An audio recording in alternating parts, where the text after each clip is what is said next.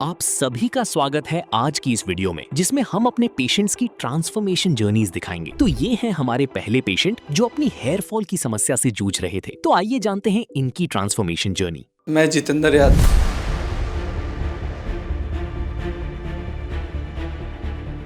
तो ये मेरे बड़े भैया विशाल यादव हैं।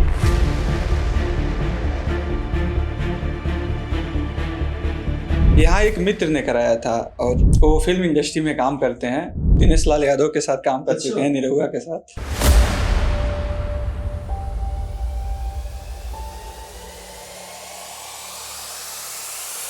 और इस समय उनका एकदम बाल आगे आ गया है, एकदम परफेक्ट लाइफ जी रहे हैं। मेरा नाम विशाल यादव है। यूएसटी क्लिनिक हरिद्वार बाल ट्रांसप्लांट कराने आया हूँ। मैं सन 2016 से हुआ, शुरू हो गया धीरे धीरे। मैंने गोरखपुर मतलब लगभग आधे दर्जन डॉक्टरों से दिखा चुका हूँ, कोई प्रभाव नहीं पड़ा। मतलब बाल झड़ना रुका नहीं मेरा। चूँकि हमारे मित्र ये तीनों ने कई लोगों का करा चुका था, किसी के साथ आए थे तो ही बोले कि यार इससे रुकेगा नहीं तुम्हारा, और तुम ये ट्रांसप्लांट चल के हरिद्वार में तुम्हारा करा देते हैं। तो मैं डर रहा था, जैसे लोग गांव में बोलते हैं कि यार ट्रांसप्लांट होता है तो तरह तरह का जैसे बीमारी हो जाता है, लोग मर जाते हैं, कैंसर हो जाता है। तो बड़ी ये बहुत हौसला दिए हमको, समझे कि नहीं नहीं मेरे साथ चलो, आपको ऐसा कुछ नहीं होता है, ट्रांसप्लांट हो जाएगा, तुम्हारा बाल फिर दोबारा आ जाएगा। अब शर्मिंदगी महसूस होती है कहीं जाने आने में। गर्लफ्रेंड के साथ घूम नहीं सकते हो, पार्टी अगर उसकी कोई सहेली आ रही है जाने के लिए तो वहाँ जाओगे नहीं, शर्मा जाओगे। मान के चलिए कि चेहरे की खूबसूरती आ जाती है, बाल ही श्रृंगार होता है चेहरे का। नहीं तो रुमाल बांधना, गमछा बांधना पड़ता है सर पे। हाँ नहीं, घर वाले तो रोक रहे थे कि ऐसा मत कराइएगा। जैसे हमारी 3 सिस्टर हैं, बोली हम एक बार राय लिए थे कि हाँ हेयर ट्रांसप्लांट, जब बोले संजय हमसे कि चलो हम करा देते हैं, तो रोक रही थी। लोग डरते हैं गाँव देहात में, जैसे कि हेयर ट्रांसप्लांट कराने से कैंसर हो जाता है, तरह तरह की बीमारियाँ हो जाती हैं। जैसे हमारे यहाँ तो 25-30 हज़ार में हेयर ट्रांसप्लांट करा देते हैं लोग। कराएं 2-4-6 महीने में बाल झड़ जाता है, प्रभाव नहीं होता है। देखें हम अपने यहाँ लखनऊ चाहे गोरखपुर करा लीजिए आप। बाकी आपके यहाँ से 2-3 लोग मित्र हमारे करा के गए हैं। जब भी मैं अपने मित्र को देखता हूँ, 2-3 है, तो ये नहीं पता चलता कि उनका हेयर ट्रांसप्लांट हुआ है। जैसे नेचुरल बाल दिखाई देता है। मायूसी रहती है थोड़ा सा कि लोगों का बाल देख के कि काश मेरा भी ऐसा बाल रहता है। कॉन्फिडेंस लेवल डाउन रहता है थोड़ा सा, आत्मविश्वास घटा रहता है। किसी के साथ खड़े रहने पे जैसे बाल इधर का रहेगा आगे, इसे साला क्या बोले उसको। तो चूँकि मैं देख चुका हूँ 2-3 दोस्तों को, तो ये लग रहा है कि मेरा फिर से बाल आ जाएगा भविष्य में। मान लीजिए बाल आ जाएगा तो अलग खुशी होती है। शादी करना है अभी, इसीलिए तो। ये है हमारे पेशेंट की बिफोर कंडीशन, जहां वो डिफ्यूज ग्रेड 4 के चैलेंजेस फेस कर रहे थे। इनकी हेयर लाइन वैनिश हो चुकी थी, लेकिन यहाँ माइनर मिनिएचर फॉलिकल्स अभी भी विजिबल थे। साथ ही इनका फ्रंटल और मिड स्कैल्प काफ़ी ज़्यादा थीन हो चुका था, जिसके कारण स्कैल्प क्लियरली विजिबल हो रही थी।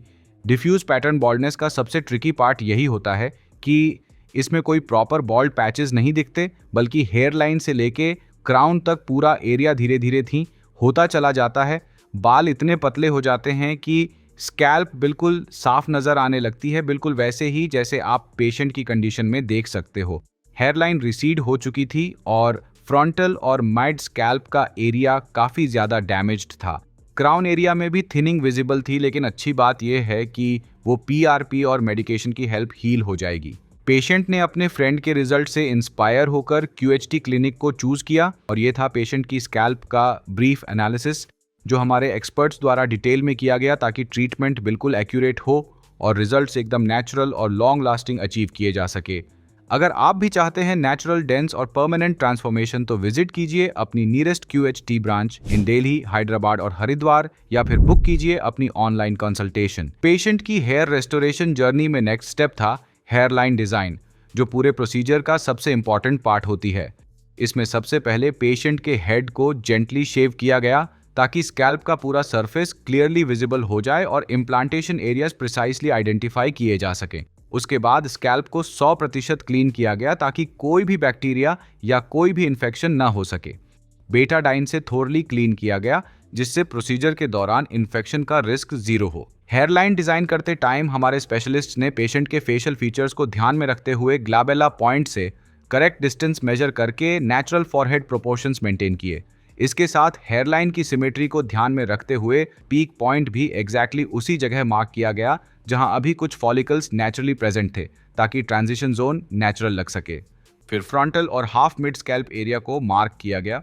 उसके बाद डोनर एरिया को भी मार्क किया गया जहां से ग्राफ्ट्स को एक्सट्रैक्ट करना था, ताकि कंप्लीट कवरेज का रोड मैप रेडी हो जाए। ये आउटलाइंस सर्जरी के टाइम पर ब्लूप्रिंट की तरह काम करती हैं। हेयरलाइन कंप्लीट होने के बाद प्रोसीजर के टाइम सबसे पहले पेशेंट के रेसिपिएंट एरिया में स्लिट्स क्रिएट की गई।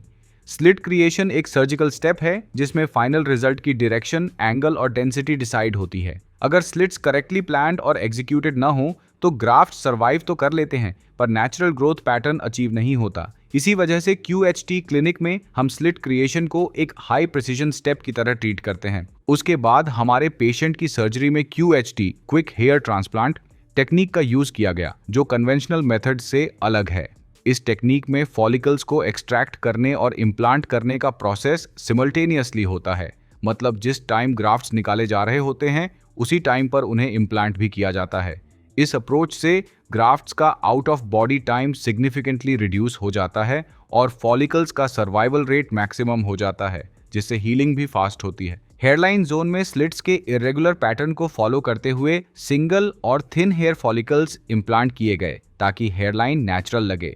उसके बाद फ्रंटल एरिया और हाफ मिड स्कैल्प में डेंसिटी एनहांस करने के लिए डबल और ट्रिपल हेयर फॉलिकल्स इम्प्लांट किए गए, लेकिन फ्रंटल में ज़्यादा वॉल्यूम देने के लिए ग्राफ्ट्स का स्पेस कम रखा गया, जबकि मिड स्कैल्प में गैप ज़्यादा रखा गया जिससे वॉल्यूम और फुलनेस अचीव हो। इस सर्जरी में टोटल 4000 ग्राफ्ट्स इम्प्लांट किए गए जो पेशेंट के सेफ डोनर जोन से एक्सट्रैक्ट किए गए थे।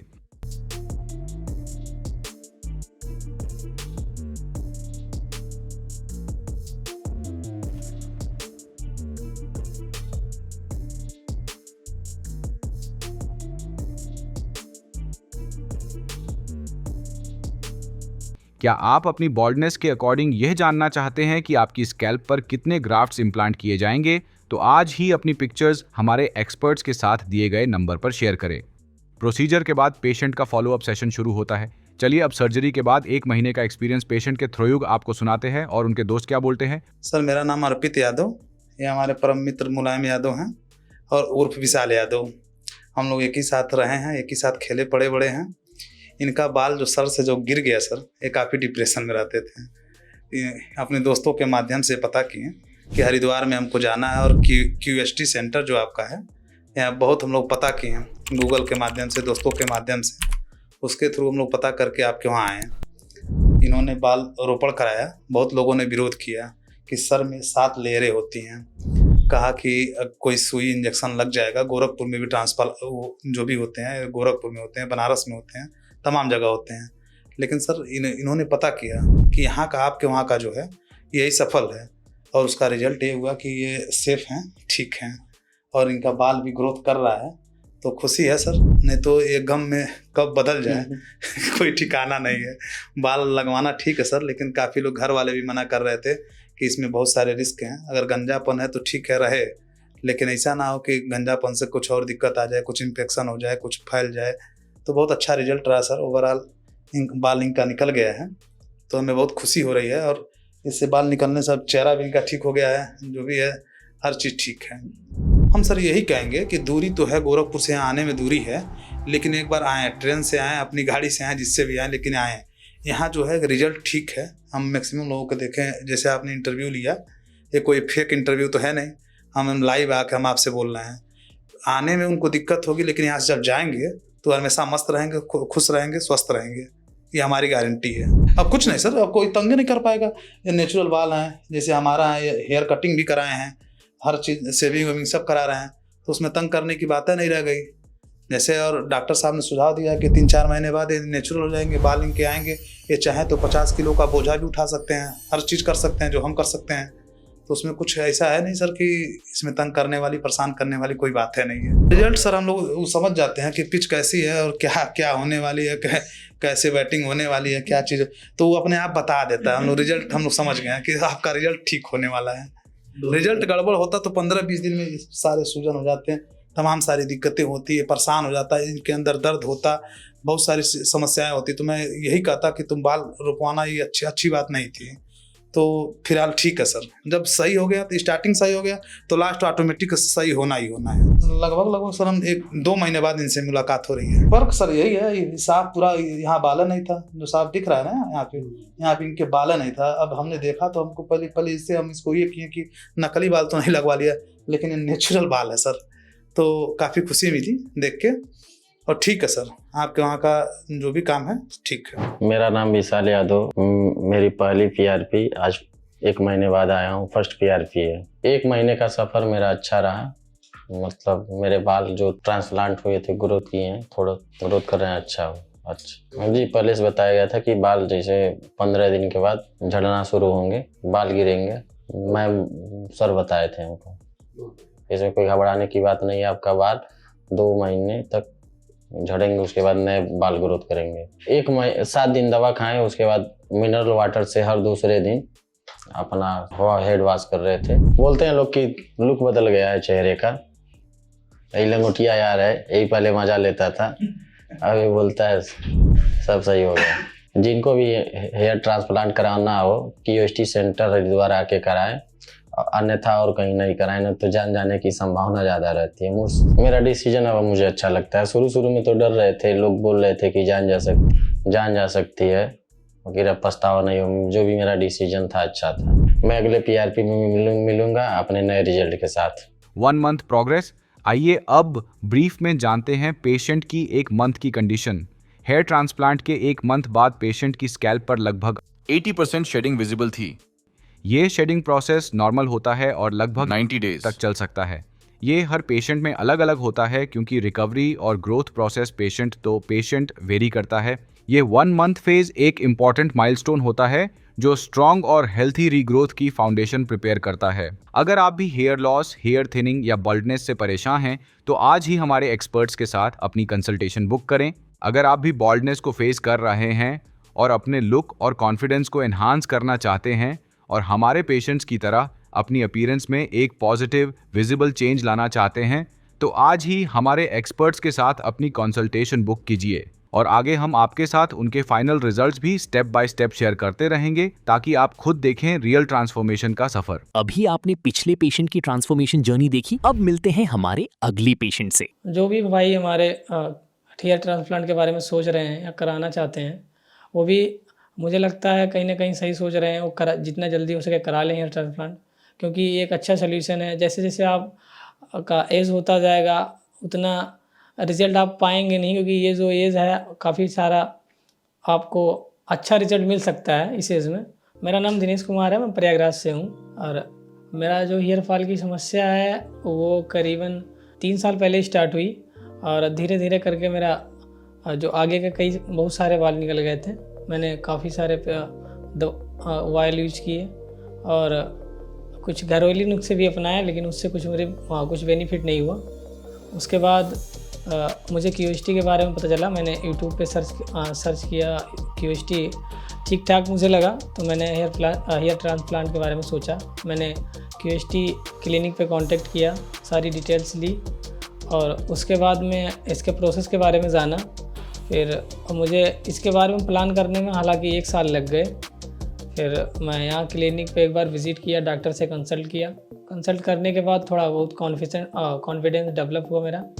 उसके बाद मैंने सोचा मुझे ट्रांसप्लांट करवा लेनी चाहिए, क्योंकि हेयर फॉल ज़्यादा हो रहे थे और अगर मैं लेट करता तो शायद और ज़्यादा ब्लेडनेस हो जाता। सो मैंने ट्रांसप्लांट मेरे ट्रांसप्लांट को आज 3 महीने हो चुके हैं। मेरा जो ट्रांसप्लांट हुआ था वो 1 सितंबर को हुआ था और ट्रांसप्लांट जो मेरा 3 वर्किंग डेज़ में हुआ था। पहले मेरी हेयर लाइन बनी थी। सो हेयर लाइन को लेके मुझे बहुत सारे कन्फ्यूज़न थे। पहली बार जो हेयर लाइन बनाई गई उसमें जो मेरे टेम्पल है, टेम्पल का मैं सोच रहा था टेम्पल का करवाने के लिए, लेकिन डॉक्टरों ने सलाह दिया, जो हेयर लाइन बना रहे थे उन्होंने बताया कि अगर आप टेम्पल बनवाते हैं तो वो एकदम से मतलब शो हो जाएगा, दिख जाएगा कि आपने हेयर ट्रांसफ़र करवाया है। मतलब वहाँ का जो बाल है काफ़ी बाहर निकला हुआ दिखेगा। इसलिए मैंने फिर उनकी सलाह ली और फिर मैंने टेम्पल का नहीं बनवाया। बाकी जो मेरी हेयर लाइन जो थी वो यहाँ तक थी, तो मेरी और इसमें जो मेरे 2300 ग्राफ्ट लगे और 2300 ग्राफ्ट लगे फ़िलहाल तो ठीक ठाक 30% रिजल्ट दिख रहा है मुझे। और बाकी तो अभी मेरी फर्स्ट PRP है, आगे देखते हैं क्या होता है। तो जो शेडिंग फेस है मेरी वो 20 से 25 दिन के बाद स्टार्ट हो गई थी। हाँ, कंटिन्यू हेयर फॉल होने लगे थे। जैसे जैसे मैं हेड वॉश करता काफ़ी सारे बाल मेरे हाथ में आ जाते थे और फिर धीरे धीरे शेडिंग फेस मेरा अभी भी चल ही रहा है। जब भी मैं हेड वॉश करता हूँ शैम्पू लगा के, और कई सारे बाल मतलब 8 कम से कम तो नहीं तो 40 to 50 बाल मेरे आ ही जाते हैं। तो अभी हेयर फॉल मेरी शेडिंग फेस चल ही रही है। और जो कॉन्फिडेंस की बात करते हैं तो कॉन्फिडेंस जो है मेरा काफ़ी पहले से बूस्ट हुआ है, क्योंकि पहले उतना कॉन्फिडेंस नहीं था। हाँ, हमेशा कैप लगा के चलता था। अब थोड़ी बहुत रिलैक्स मिल रही है, लग रहा है कि हाँ ठीक ठाक चल रहा है सब कुछ। तो अब लोग देख सकते हैं कि जो मेरी हेयर लाइन है काफ़ी नेचुरल लग रही है और कॉन्फिडेंस लेवल भी मेरा थोड़ा हाई गया है पहले की तुलना में। और जो मेरा हेयर ट्रांसप्लांट का जो डिसीजन था, मुझे लग रहा है काफ़ी हद तक मैंने सही किया हेयर ट्रांसप्लांट करा के, क्योंकि जो QST के डॉक्टर्स हैं और यहाँ के जो भी नर्स हैं काफ़ी कोऑपरेटिव हैं। उन्होंने काफ़ी सपोर्ट किया और मैं अब भी QST से जुड़ा हुआ हूँ। कोई भी दिक्कत होती है, प्रॉब्लम होती है तो व्हाट्सएप मैसेज या कॉलिंग के थ्रू उसका सोल्यूशन हो जाता है। बाकी के लिए पहले मुझे ट्रांसप्लांट के बारे में पता नहीं था, लेकिन मैंने काफ़ी सारे वीडियो देखे QST के यूट्यूब पे, तो थोड़ी धीरे धीरे मेरा कॉन्फिडेंस बूस्ट हुआ और मुझे लगा कि ट्रांसप्लांट करा लेनी चाहिए, देरी नहीं करनी चाहिए, क्योंकि हेयर फॉल काफ़ी ज़्यादा हो रहा था और मैं अगर नहीं कराता तो शायद और पीछे चला जाता मेरी हेडलाइन। मुझे लगता है कहीं ना कहीं हेयर ट्रांसप्लांट एक अच्छा तरीका है खुद के कॉन्फिडेंस को डेवलप करने का और एक अच्छी हेयर स्टाइल पाने का।